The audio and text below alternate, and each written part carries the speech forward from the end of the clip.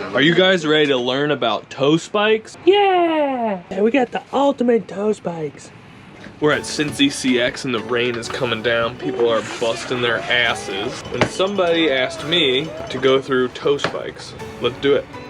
I've got the Horst spike tie kit. They make a non-tie kit, which is cheaper, same spikes, but heavier. And so what you get in the tie kit here is you get some ice spikes, which are pointy.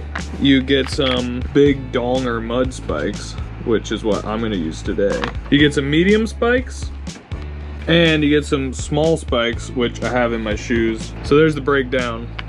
Ice spikes are pretty explanatory. These things are probably gonna come in handy, or could come in handy, at Chicago Nationals. You know, you want something pretty long and then obviously pointy to punch through like hard frozen ground and give you some grip.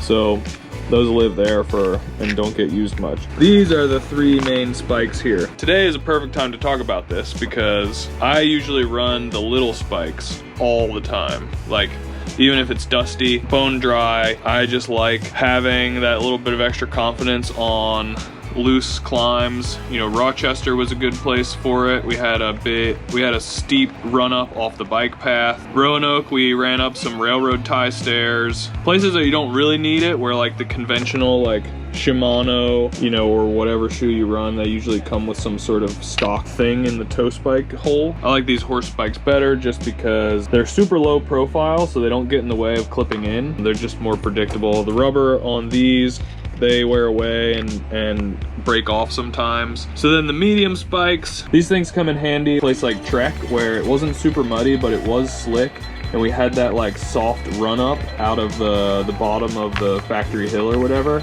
And then these things here, the longest ones, I'll use these over the medium today because there's just so much off camber and you're gonna be off your bike in all kinds of different directions.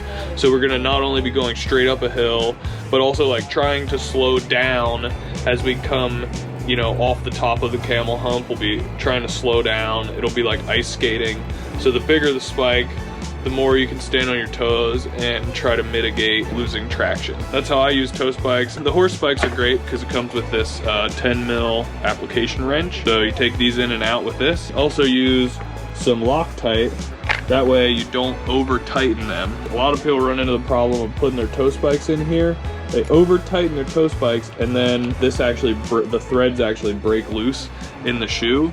And so all you want to do is 5 nanometer torque spec, but if you use Loctite on top of the 5 nanometer torque spec, you know, you can be sure that they're not going to fall out. I haven't broken any threads loose since I've been using this technique. Hey man, Newton meter. What did I say? Nanometer. Good thing you're here, Spence. People would not be tightening their They'd be like, I gotta tighten it this much. That's toe spikes. If you guys have any questions, leave them in the comments below. Hopefully I can back it up today with some mastery on the slick off cambers. Thanks for watching.